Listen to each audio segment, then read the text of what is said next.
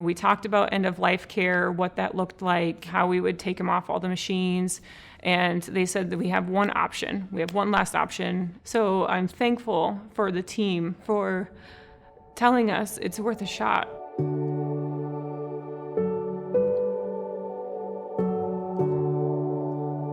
Cooper was first diagnosed with cardiomyopathy at age 14 months. Dilated cardiomyopathy is when the heart is too large for the body and it doesn't work properly. It caused a lot of heart failure. We were referred to the University of Iowa from Des Moines for a heart transplant. Their capabilities there were beyond them, and they knew that we needed the experts here at the University of Iowa. When he first got here and they told us everything that was wrong with him, it was quite a rush of information.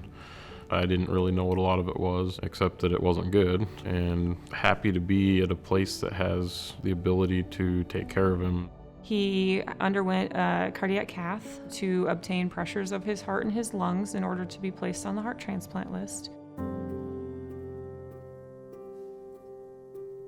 Because of Cooper's stroke, he basically regressed back to a newborn. He wasn't smiling, he had zero facial expressions, his brain's just having to rewire itself. He was initially listed as a status 1A, which is the top notch for receiving a heart, and we had seen the cardiologist in January of 2017, and he comes into the room and he's just the most carefree guy, and he just sit down and he goes, "I have some news. His echo is completely normal." And he said, "I have no reason why, except for between the medication, the heart just reformed itself and his body grew into it. But he said his heart function is normal, and we're gonna proceed forward with taking him off these medications and see how he does." It was a lot to process. I actually called the nurse the next day and said, "Did we hear that right? Does he really not need a new heart?" And she said, "He's looked at that echo 5 times and it's completely normal." And she said, "He does not need a new heart right now."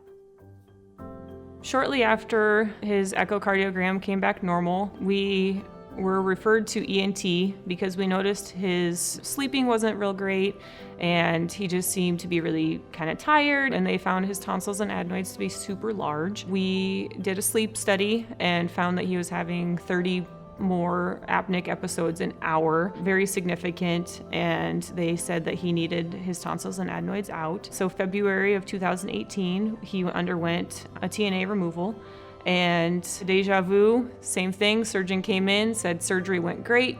He did fine, nothing unexpected, everything came out great. They're just waking him up out of anesthesia. We'll see him in a little bit. Time went on, and the surgeon popped his head in. He said he's just having a little bit more difficulty breathing. He's having a lot of secretions, and the anesthesiologist recommended that we be admitted to the PICU that night just for observation, make sure that he comes out of this.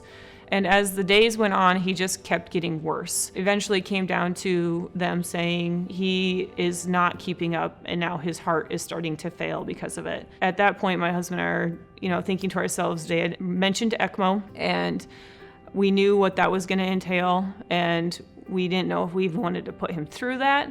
And they said, "I think it's worth a shot." And so we trusted them, we trust the PICU team, and so they put him on ECMO. And as the days went on, his heart improved, so they were able to take him off of the heart portion of the support, and then he was just on the lung ECMO support. And that lasted for 30 days. And in that time span, they just couldn't keep his lungs inflated. And they said that we have one option, and that was to do surfactant. Surfactant is the material in your lungs, the solution in your lungs that allows your lungs to expand. His lungs were just sticking to each other like glue, and no matter how they tried to ventilate them, there was nothing to open. They normally do this in neonates when they're really little. Well, usually it's like maybe 3 milliliters that they put into their lungs. Everything's weight-based, and because Cooper was 4, he was big, and so he was requiring 48 milliliters of surfactant per dose. And they thought they saw maybe a tiny little aeration in his chest x-ray. So they gave him another dose, and they saw a little bit more aeration. The PICU attending, he said, "I need a 3rd dose." And the pharmacy was like, "Dude, you have wiped us out of surfactant in the hospital. You need to prove to us why he needs this." He really had to fight for it. And had they not, I really truly think that Cooper wouldn't be here today. Cooper is doing amazing. He laughs all the time. He just lives life to the fullest, and he's just the happiest kid. This children's hospital means everything to us. Knowing that you all had the same goals for him and were shooting for the same thing to happen, and basically almost gave it the whole sense of being a family-oriented deal. We trust his team and all of his specialists. To keep them all in one facility is just awesome. They just truly do want the best for your child.